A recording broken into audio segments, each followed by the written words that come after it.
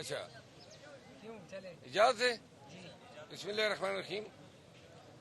آج Peshawar high court میں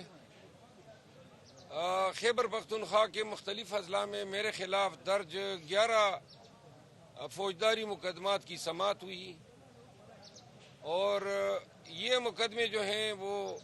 دیر سے لے کر ڈیرہ اسماعیل خان تک متعدد اضلاع میں درج ہوئے تھے۔ کچھ نامعلوم کی طرف سے ہوئے تھے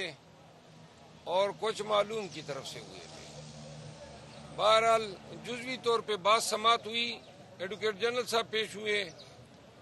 اور عدالت نے جو ہے وہ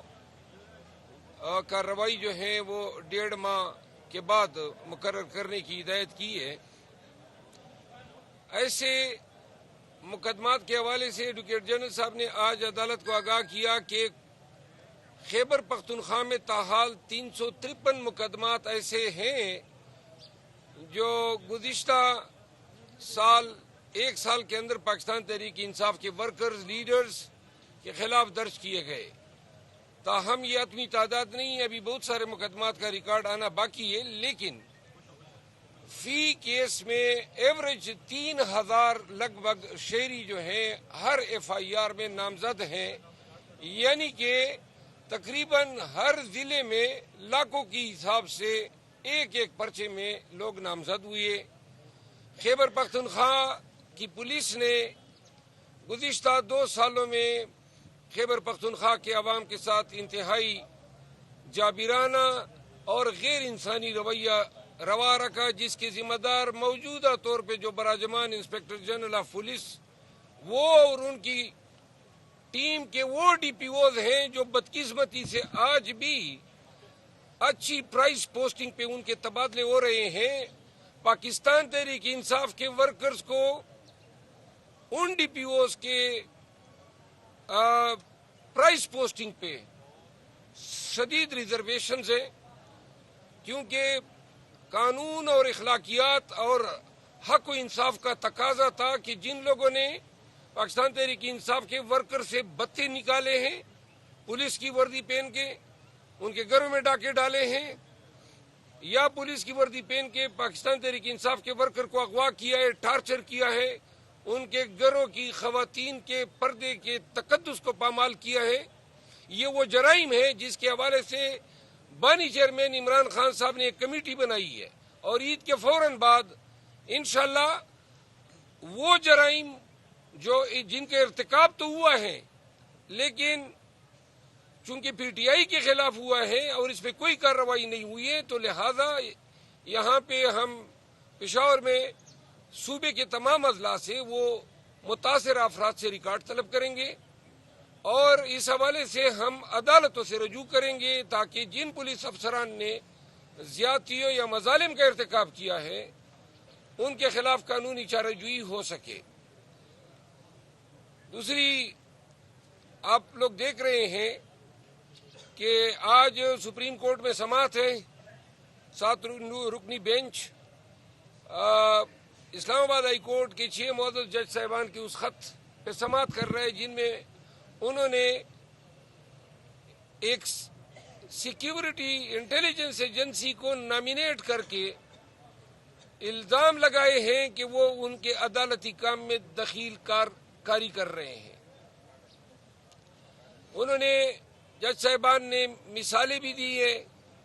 خطوط کا حوالہ بھی دیا ہے، اسپیسیفک انسٹانسز بھی کوٹ ہیں۔ لہذا عید کے فوراً بعد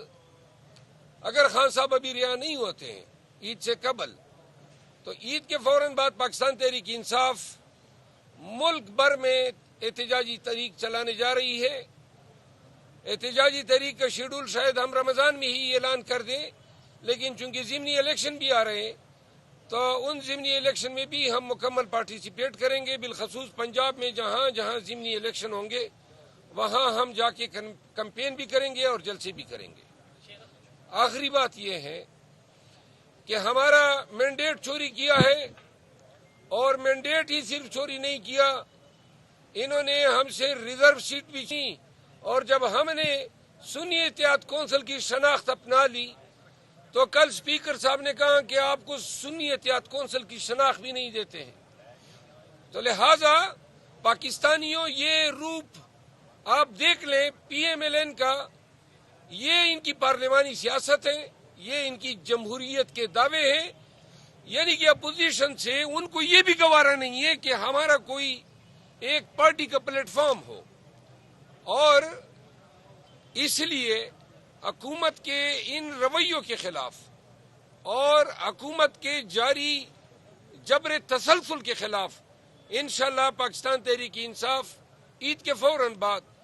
مزاحمت بھی کرے گی اور احتجاج بھی کرے گی۔ صاحب کیا کہیں گے 6 ججز نے ہائی کورٹ کے لیٹر لکھا ہے سپریم کورٹ کو، تو آپ کیسا دیکھتے ہیں؟ کیا یہ جو شوکت صدیقی کا فیصلہ آیا ہے اس کے بعد یہ ججز بولے ہیں کھل کے یہ نہیں، یہ لیٹر پہلے لکھا گیا تھا؟ کیونکہ شوکت عزیز صدیقی نے تو 2019-20 میں بتا دیا تھا کہ مداخلت ہو رہی ہے، 2019 میں بتایا تھا، اور جب وہ صدیقی صاحب یہ بتا رہے تھے تو اس وقت یہ جج صاحبان جج بنے ہی نہیں تھے، یہ بعد میں بنے، کیونکہ میں اسلام آباد ہائی کورٹ میں زیادہ پریکٹس کرتا ہوں۔ صرف ایک جج صاحب تھے محسن اختر کیانی صاحب، باقی سارے جج صاحبان 2020 یا اس کے بعد آئے، اور صدیقی صاحب کا جو واقعہ ہے وہ 2019 کے واقعات ہیں۔ یہ جو صدیقی صاحب کا فیصلہ آیا ہے، اس فیصلے کی توقع کسی کو ایسی نہیں تھی، اور اس فیصلے کے بڑے دور رس اثرات ہوں گے، کیونکہ صدیقی صاحب نے کل کے ڈنکے کی چوٹ پہ راولپنڈی بار سے خطاب کرتے ہوئے انٹیلیجنس ایجنسی اس وقت کے ڈی جی سی جنرل فیض کو مورد الزام قرار دیا تھا بینچ اس کی کانسٹیٹیوشن کے حوالے سے۔ اگر اس وقت عدلیہ اپنے جج کے ساتھ کھڑی ہو جاتی